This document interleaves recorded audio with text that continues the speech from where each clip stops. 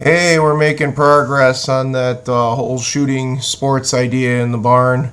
As many of you have seen this little clip before, I was taking the crossbow out some 300 feet per second to, depending upon which crossbow, to 400 feet per second. I've taken lifts and shot them at this. And we finally found the best thing that can protect the barn from a stray arrow are these old aggregate belts. Yes, they're a little warpy and rolled up, but they seem to be about the best to stop an arrow. And that's what we need to do as a backstop. Then we need to build, an archery wall and, a shooting sports room and make the range. So I had to buy a little bit of them. Yeah, it was pretty affordable though, let's be honest. When I looked at all the other options, plywood, cattle mats, netting, sheets of netting, custom fabrics that could stop arrows, all those kind of things, these things turned out to be the best option for us. So we grabbed the skid steer, work as a 3-person team most of the time, sometimes a 4-person team, and we put a set of headers up, bolted them in with great big leg bolts in between the posts on the far end of the barn, and we're going to make a big drape, so to speak, with overlapping edges. And then that way we'll be able to hopefully stop an arrow before punching out the steel. Not that steel can't be replaced, but that's not the objective. The other thing with it is I'm sure somebody's going to ask, why'd you go so tall? I like to teach people how to shoot, and sometimes that means you're going to have young shooters. Young shooters can skybust, they can ricochet an arrow, just things can happen, folks. So I decided to go all out. If I was going to do it, let's do it. Now, my archery range has never punched through the steel. It has a 10-foot back wall, about 12 feet tall. We've never had an issue. It's got a plywood bottom with rubber mats and then foam in front of it. I would have loved to have done that.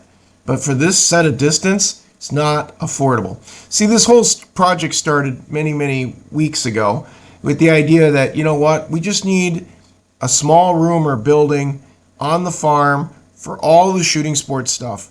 That's the hatchets and axes. That's the pistols. That's the rifles. That's the pellet and air guns. That's the archery equipment. That's the targets. That's the decoys. Everything, okay? And you know what? We reached out to Morton and said, hey, let's do it. And gosh, you gotta love unrolling this stuff, isn't it? It's such a beast. This stuff is just unruly to work with. And, we got some estimates for a lean attachment. We got estimates for another building. These are all good things to have, folks, but I don't need something for over $40,000 to just store the stuff and work out of. So we decided to get these things, bought them used. They're kind of wrecked and can't serve their purpose anymore. We cut them at 198 inches with, believe it or not, just a utility blade. This stuff is at least 3-ply from what I can tell. It's got some type of fabric in it. And at certain points, it's even got I don't know what you call them. They almost remind me of like rivets that are holding these things together in the seams. And what we did is a couple of us got in the skid steer and we'd lift them up and bolt them into this 2x10 headers up here. And it worked out really pretty good. Anyways, back to the discussion. So I couldn't really justify the cost of a new building nor a lean. We wanted enough distance to be able to shoot 30 yards, 20 to 30 yards, although little kids probably need 10 yards.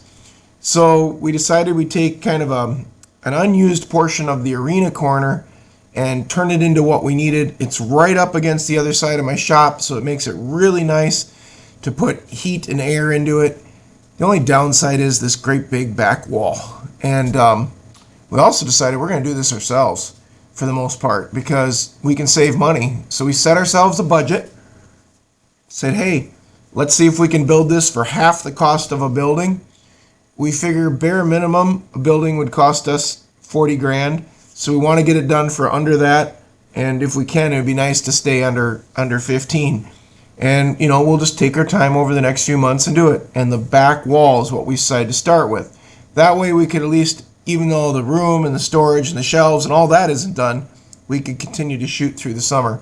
So here Tabitha's underneath and she's just kind of arranging it is the best way I can describe it. She's trying to get it in the right position she's taking some weight off it so we can get it bolted in.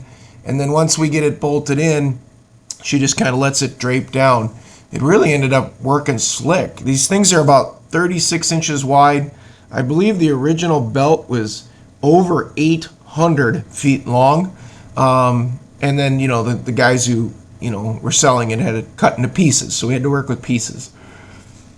This is what it looked like about halfway through. Yes, I know it's dirty. We can power wash it off. We're still going to do this side because we realized that one side may be too easy to still punch an arrow out. So we got a few rows left, so we laid them out where we wanted them, and then we put up the next layer. We did a whole nother layer across the back as safety, and then came up the side here and did the side too. Turned out sweet. I love how it just hangs like a big drape. Now, you can see all the dirt on it. My kids were bugging me, Dad, it's dirty. I said, you aren't going to get this stuff clean. Well, impressively, we were able to get it clean. I was mildly impressed. So we took the generator, threw it in the little lift basket. Lift baskets, guys, are great for skid steers, by the way. And then we got ourselves a pressure washer. My big John Deere one, I ended up selling. It was about 15, 20 years old, and I needed to grab an electric, so I got myself an electric. I can do a review on that later. But got this thing, literally just blasting out, which was awesome. It really cleaned up well. I mean, again, there are marks, there are divots on these things. There is some metal holding the seams together. But what a neat way of making a back wall that was, huge. Again, probably bigger than some archery places have, but that's okay. I wanted to protect my steel, Really pleased in how the power washing went. The kids worked hard. We did this all just in one weekend. And then this frees us up to create the room that we need, where we can put gun cases and pistol cases and bow cases, and we can put the archery little table where we do repairs, and we can put the reloading bench in with the reloader for all the pistols and the rifles and the renecking stuff. And then we should even be able to put the gun cleaning supplies in here and have a cleaning station. Hopefully we can even get, even some of the old cardboard boxes I've saved for years for some of the rifles and stuff stored away. The shop will free back up. I mean, we're thinking we'll gain probably a good 100 square feet back in the shop to go back to working with things, which is wonderful. And again, this being up against the shop and then shooting down range, we can shoot during inclement weather, and we think it'll be great. And we hope to open this up to some friends and family and even teach some more. I think it would be wonderful.